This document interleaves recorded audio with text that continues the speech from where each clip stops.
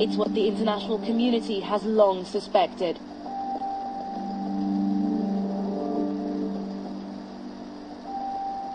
Next morning, I wanted to ask the commander about the crimes committed against civilians by Janjweed and why the UN want him investigated for alleged war crimes. When the world thinks of Darfur and they think of the Arab tribes in Darfur, they think of the rapes and the looting and the pillages. Are your men responsible for that? Hamdan said he wasn't responsible for what others had done. His men had only fought insurgents. And when the government ordered him to carry out operations in civilian areas, he refused. And he says that he is willing to put his hand on his heart and say that he is responsible for his men, and he knows what his men did and didn't do, and they didn't commit atrocities. He knows the world thinks his men are janjweed, but in his culture, a janjweed is a bandit who rapes and loots. His men were part of an organized force. Therefore, to call them janjweed is wrong. The men then produced what they said were army ID cards. You can see in Arabic it says identity for officers and soldiers, armed forces, commission for intelligence and security, and there's actually an ID number. They said all the men had cards like these, proving they were part of the government's forces. Hamdan said he'd welcome an investigation into his men's conduct. Hamdan wanted to show us that African villagers were still living close to the garrison, to reassure us that his men weren't murderers. After all, Janjweed have burnt non-Arab settlements all across Darfur. They're just taking us to a nearby fort village because I think show evidence of conciliation between Arab and non-Arab tribes. Commander Hamdan's talking to some of the village elders by the look of it. This is Ishaq Abdurrahman, he's the tribal sheikh here. The sheikh said Arab bandits had attacked the village early in the conflict, but that Hamdan's forces stepped in to protect them. So would you describe him as a friend? The sheikh says, when I say that he's my neighbor, I mean that he's my brother. If the sheikh's sentiment was genuine, this scene doesn't fit with the accepted story of Darfur. Arabs and Africans seemingly living peacefully together.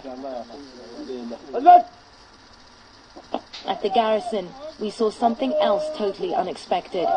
This is a new intake. These soldiers came in after the group defected from the government.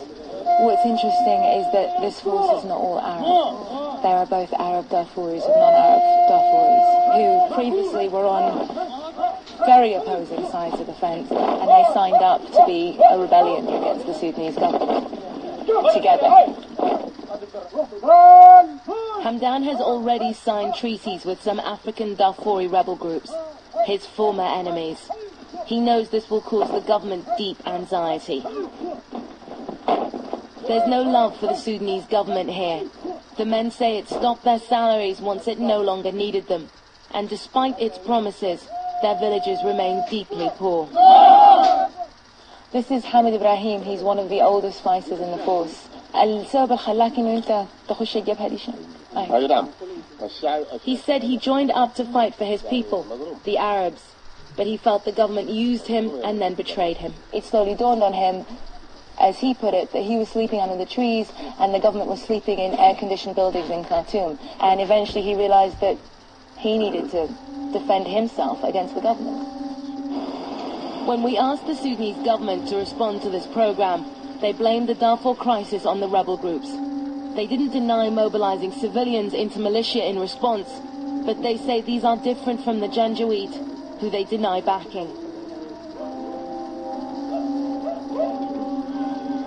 At the end of our second day in the base, we heard that a tribal gathering, including Commander Hamdan's brother, wanted to speak to us. They hear all these words about them on the radio, in the international media, and they came here today because they wanted to ask us as journalists to explain to them whether there was a chance that not all of them could be seen as devils on horseback. He told us they feel marginalized.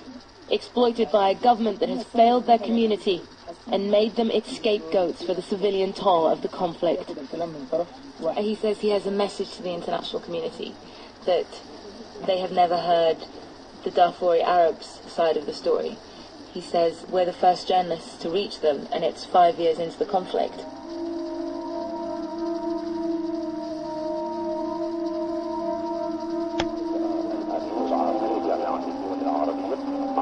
Next morning we discovered the government had made an offer designed to bring the movement back into the fold.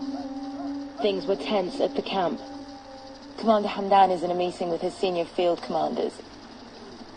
They might not look like much, sat cross-legged at the bottom of a dried riverbed, but what you're looking at back there is the senior command of the most potent fighting force in the Darfur conflict.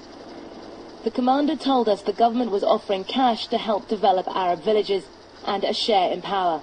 And the leadership knew the government had been trying to persuade their commanders in the field to switch sides. Events began to move quickly. We've been told by the plant's chief of staff that a deal between them and the government is not going to go ahead by the looks of things. People have been gathering at our camp all morning to feed us different snippets of information. It became very clear that these guys were thinking that clashes with the government is very likely. The leaders called a meeting of their top men. At stake, whether the biggest fighting force in Darfur would rejoin the government or become its enemy. All of the force commanders have been gathered here. There's a really consultative process in Arab tribes here. And even though Commander Hamdan might be the overall commander, he has to make sure that he's consulted his men, and his men are on board before he can go forward with any decision he makes.